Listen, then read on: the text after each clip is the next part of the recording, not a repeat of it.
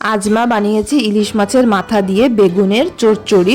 মানে এটা কোনো তরকারি বানায়নি, তরকারি বানালে খেতে একদম ভালো লাগে না, শুকনো শুকনো মাখা মাখা একদম ঝাল ঝাল একটা চচ্চড়ি বানিয়েছে, যেটা খেতে খুবই ভালো লাগে। এই ইলিশ মাছের মাথাটাকে একদম ভেঙে ভালো করে কড়কড়া করে ভাজা করে বানিয়েছে, বেগুন দিয়ে বানিয়েছে, খুবই দারুণ একটা স্বাদের রেসিপি।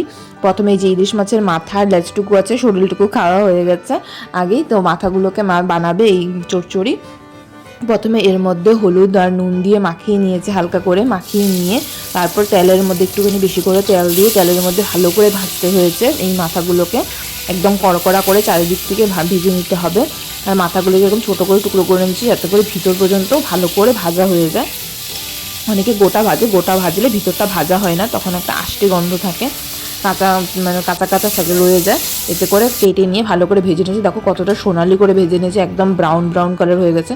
তারপর মা আমাকে বসিয়ে দিয়েছে এদিকে বেগুন কাটার জন্য, আমি মাকে ছুরি দিয়ে বেগুন কেটে দিচ্ছিলাম। আর এদিকে ব্যাঙের বেগুন একটা কাটার নামই নিচ্ছে না, মানে কোন দিক দিয়ে কাটবো আমি বুঝতে পারছি না। তারপর মা বলে দিচ্ছে এইভাবে কাট, মানে ছুরিটা বেগুনের মধ্যে ঢুকছিল না।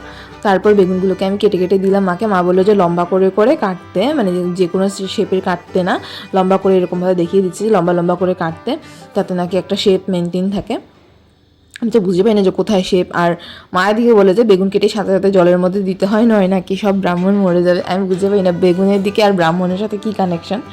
তারপর যাই হোক জলের মধ্যে সব বেগুনগুলোকে দিয়ে দিলাম, নয়তো বকা খেতে হবে আমার। সব বেগুনগুলোকে দিয়ে ভালো করে জলের মধ্যে ধুয়ে নিয়ে পরিষ্কার করে দিয়েছি। তারপর ওদিকে ইলিশের তেলটার মধ্যেই পেঁয়াজ দিয়ে দিয়েছে, পেঁয়াজের কুচি দিয়ে পেঁয়াজের কুচিগুলোকে ভালো করে ভেজে নিয়েছে। ভালো করে পেঁয়াজগুলোকে ভেজে নিতে হবে একটু লাল করা পর্যন্ত। আর পেঁয়াজগুলোকে খুলে খুলে দিয়েছে, খুলে নিয়ে ভালো করে ভেজে নিয়েছে। আর এতক্ষণের মধ্যে সারা ঘরময় ইলিশ গন্ধে একেবারে ভরে গেছে। ভিডিওটা পছন্দ হয়ে থাকলে লাইক করতে ভুলবেন না আর কমেন্ট করে জানিয়েন। তারপর পেঁয়াজগুলি ভাজা হয়ে যাওয়ার পর বেগুন দিয়ে দিয়েছে, বেগুনগুলো দিয়ে তারপর ভালো করে নাড়াচাড়া করে নিয়েছে। নাড়াচাড়া করে এর মধ্যে দিয়ে দেবে এবার মশলা এক এক করে। মশলাকে কিন্তু আলাদা করে এখানে মা নিয়ে দেখলাম। তারপর এর মধ্যে মা এখন এক এক করে সব মশলাগুলো নিচ্ছে। এই যে নুন দিল, তারপর হলুদ দিল, তারপর জিরে ধনের গুঁড়ো দিল। এখানে আমাদের জিরে আর ধনের গুঁড়ো একসাথে মিক্স করে গুঁড়ো করে নেওয়া হয়েছে। তারপর লঙ্কার গুঁড়ো দিল, আপনারা চাইলে এখানে কাঁচামরিচও দিতে পারেন, যে কোনো একটা দিলেই হলো, ঝাল দরকার।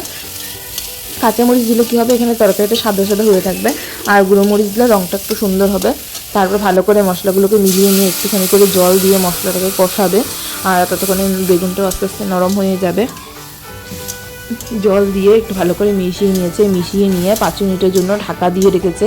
এতে করে মশলাগুলো কষা হবে আর বেগুনগুলোও নরম হবে।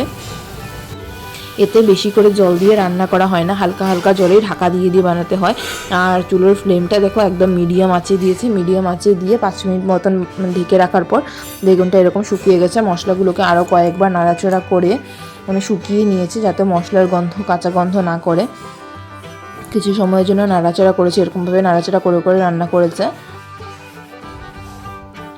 একটু 2 মিনিট পর পর নাড়াচাড়া করে কষিয়ে নিয়েছে সুন্দর করে।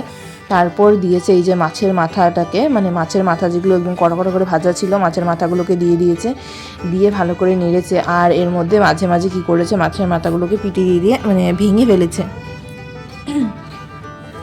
মাছের মাথা দিয়ে বেগুনের সাথে ভালো করে মিশিয়ে নিয়েছে,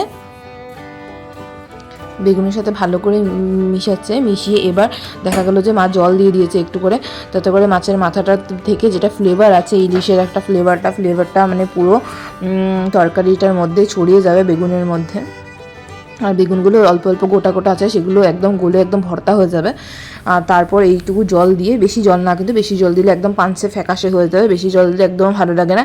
ইলিশ যেহেতু সুন্দরই রান্না করতে হবে, ঘন ঘন হবে, ওরকম জল রান্না করলে ইলিশের আর স্বাদ রয় না। একটুখানি জল দিয়ে যে ফুটিয়ে নিয়েছে, নরম হয়ে গেছে, মাছের মাথাটাও যথেষ্ট। তারপর এরকমভাবে খোলা হাতে একটু শুকাতে দেবে আর একটু করে ঢাকা দিয়ে দেবে। এরকম করে করে নাড়াচাড়া করছে, ওরকম করে করে ধরুন 15-20 মিনিট যাবত রান্না করেছে। এই যে কতটা শুকিয়ে এসেছে,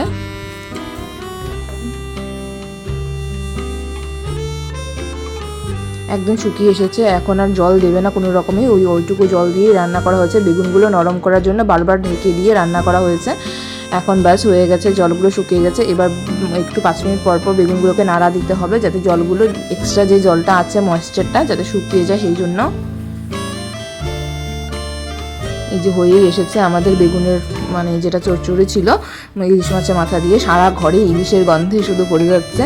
আর এই যে নামিয়ে নিয়েছে মা, দেখো দেখতে কতটা সুন্দর লাগছে।